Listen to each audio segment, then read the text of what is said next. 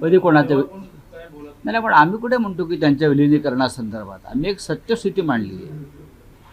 आणि राष्ट्रवादीचं कोणते विलिनीकरण झालं नाही, महाविकास आघाडीचं झालं नाही. बहुतेक ते आता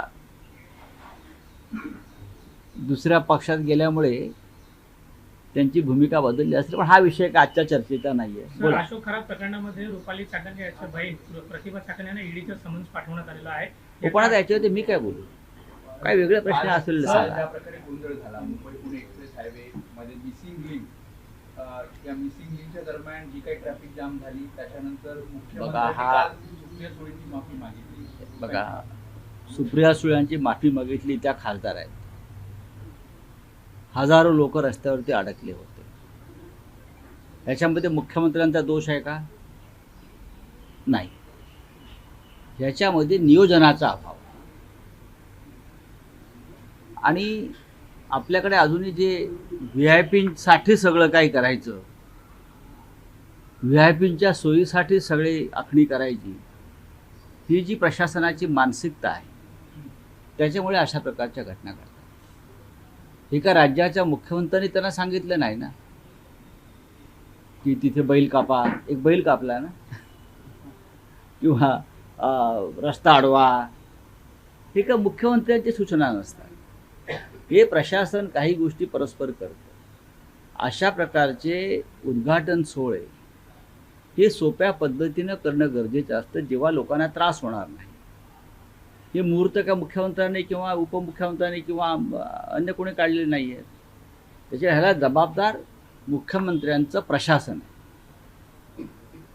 मुख्यमंत्र्यांनी माफी मागितली म्हणजे असं वारंवार होत आहे. मुख्यमंत्र्यांचं लक्ष नसल्यामुळे होत आहे. कशा करता एवढा शो करायची गरज होती? आहे ना, केलंत ना तुम्ही केलंत ना, तुम्ही करून दाखवलंत ना, लोकांना कळलं तुम्ही केलंय. हे तुम्ही केलंय, हे लोकांना कळलंय, बाबा तुम्हीच केलंय आणि हे तुम्हीच करू शकता जगात सगळ्या गोष्टी. आम्हाला नाही जमलं काय? हा महाराष्ट्र जो घडलेला आहे हा तुम्हीच घडवलाय तुमच्या जन्माच्या आधीपासून. हे सगळं जे आहे, जायकवाडी असेल, हे मुंबईतले त्या काळातले 56 पूल असतील, झोपडपट्टी पुनर्वसन योजना बाळासाहेबांनी केली ती, किंवा अन्य रस्ते, मुंबई एक्सप्रेस हायवे, फ्रीवे, हे सगळं जे तुम्हाला दिसत आहे सगळं हे तुम्हीच केलं आहे. कालच्या सगळ्या पत्रकार परिषदेमध्ये एकनाथ शिंदे असं म्हणाले की उद्धव ठाकरे मुख्यमंत्री असताना या काम थांबलं होतं. ते म्हणत होते work from home, stay home, आणि आमचं सरकार आलं त्याच्यानंतर. एकनाथ शिंदे काय बोलतात त्याच्यावर जाऊ नका. उद्धव ठाकरेंच्या काळामध्ये त्यांच्यासमोर सगळ्यात मोठं आव्हान होतं महाराष्ट्राचं आरोग्य आणि महाराष्ट्रातील जनतेचे जीव वाचवणं. एकनाथ शिंदेचे सुद्धा जीव वाचले कोविड काळात, ते सुद्धा उद्धव ठाकरेंमुळेच. सगळ्यात मोठं आव्हान होतं माणसांचे प्राण वाचवणं त्या काळामध्ये. असं आव्हान कोणत्या मुख्यमंत्र्यासमोर नव्हतं. बरोबर आहे. हे आव्हान मोठं होतं की झाडं तोडणं, रस्ते बांधणं, हे केव्हाही होऊ शकतं. पण लाखो मराठी जनतेचे प्राण वाचवणं हे सगळ्यात मोठं आव्हान उद्धव ठाकरेंसमोर होतं. एकदा एकनाथ शिंदेंनी अयोध्येला जाताना गंगा नदीची पाहणी करावी आणि आसपासच्या लोकांशी बोलावं. तिथे किती हजारो प्रेतं कोविड काळात कशी फेकण्यात आली होती. महाराष्ट्रावरती ही वेळ उद्धव ठाकरे साहेबांनी येऊ दिली नाही. याबद्दल उपमुख्यमंत्र्यांनी कृतज्ञता व्यक्त केली पाहिजे. खरं म्हणजे राजकीय मतभेद असले तरी मिसिंग लिंक, हा लिंक, तो लिंक, सगळं ठीक आहे. पण हे किती मोठं काम त्यांनी केलं आणि ते काम घरूनच बसून करायचं होतं. लोकांना घराबाहेर पडून न देणं हे मोठं आव्हान होतं त्या काळामध्ये जगभरात. आणि महाराष्ट्रानं ते आव्हान पेललं. जर मुख्यमंत्रीच बाहेर पडले असते तर जनता बाहेर पडली असते आणि माणसांचे बळी गेले असते. यांना कळतं का? नाही कळत त्यांना हे, म्हणून ते असं बोलतात. गॅसचे भाव वाढलेले आहेत. पुन्हा एकदा निवडणूक संपताच गॅसचे भाव वाढले. येणाऱ्या काळात आणखी भाव वाढण्याची शक्यता नक्कीच. प्रवास महागणार आहे. प्रवास महागतो आहे. हवाई प्रवास महागणार, बोटीचा प्रवास महागणार. रस्त्यावरचा प्रवास महागणार, जिथे जिथे पेट्रोल डिझेल आणि इंधनाची गरज आहे ते सर्व महागणार आहे. मोदी जे म्हणतात सब कुछ ठीक आहे, ते सब कुछ ठीक नाही. ते फक्त सब कुछ ठीक पश्चिम बंगालच्या निवडणुकांचं मतदान होईपर्यंत सब कुछ ठीक असतं. आता यापुढे नाही.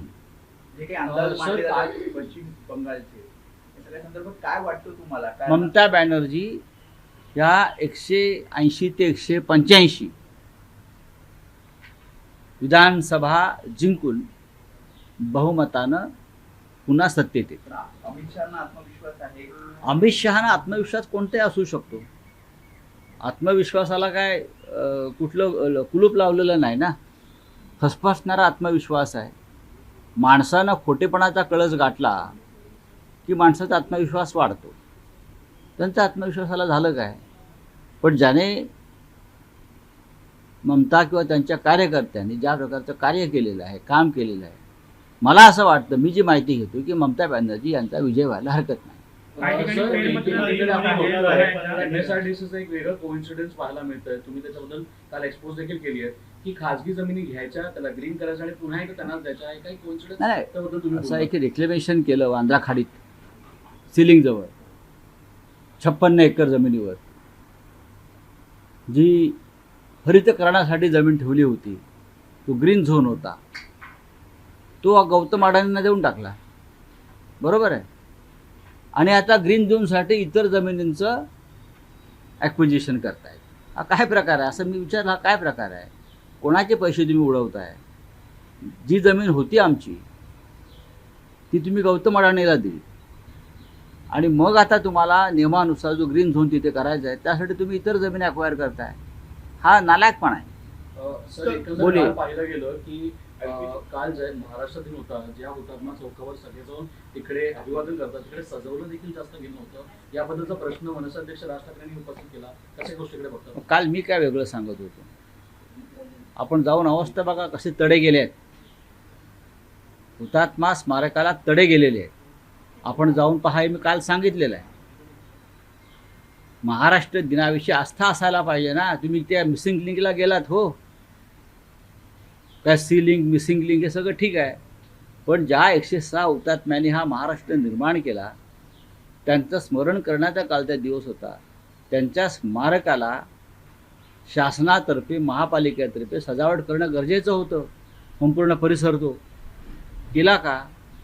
आणि जे त्यांच्या पक्षामध्ये स्वतःला स्वयंघोषित शिवसेना म्हणून जे बसलेले आहेत, बाळासाहेब ठाकरेंचे विचार वगैरे घेऊन असं म्हणतात भंपक लोक, त्यांना तरी असं वाटलं का की आपण केलं पाहिजे? आम्ही शिवसेना आहोत म्हणताय ना अमित शहाच्या कृपेने, मग त्यांनी का नाही केलं ते? आम्ही रात्री 12 वाजता गेलो, आम्ही फुलांची सजावट केली, आमच्या शिवसैनिकांनी केली. सर, सदावर्ती यांनी महंगा हो चुका हाँ। है, इलेक्शन खत्म हो गया, एलपीजी महंगा हो चुका है, तो हमें क्या कहना? अब सब कुछ महंगा हो जाएगा. जब तक वोटिंग नहीं होता है तब तक सब कुछ ठीक रहता है मोदी के काल में.